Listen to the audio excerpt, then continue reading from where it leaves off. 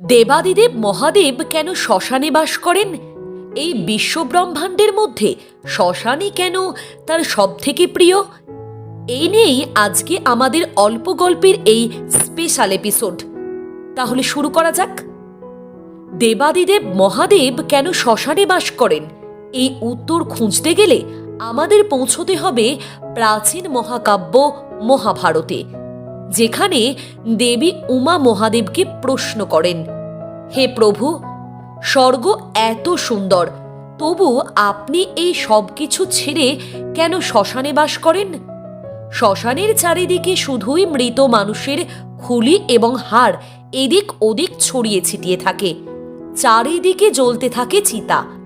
এই রকম একটা স্থান কেন আপনার পছন্দ?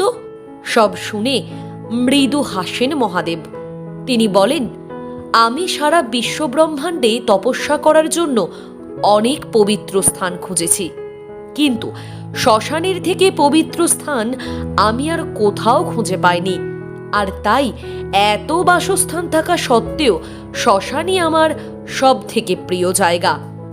দেবী, আমার প্রিয় ভূতেরা সব শ্মশানেই থাকে, আর তাদের ছেড়ে থাকতে আমার মোটেও ভালো লাগে না। তাই এই ভূমিকেই আমি সব থেকে বেশি পবিত্র মনে করি।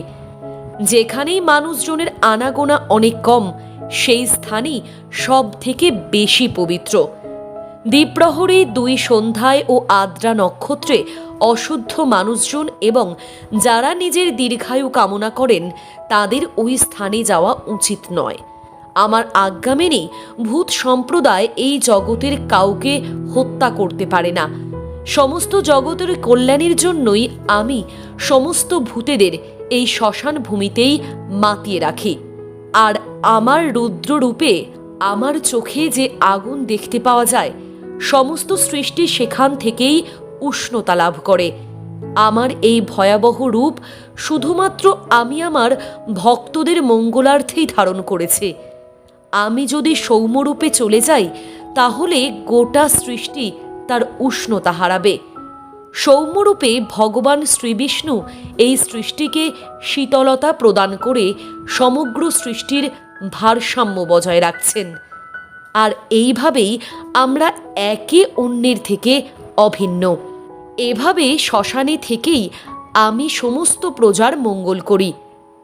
আপনিও যদি ভোলা মহেশ্বরের ভক্ত হন, তাহলে কমেন্টে অবশ্যই লিখবেন হর হর মহাদেব।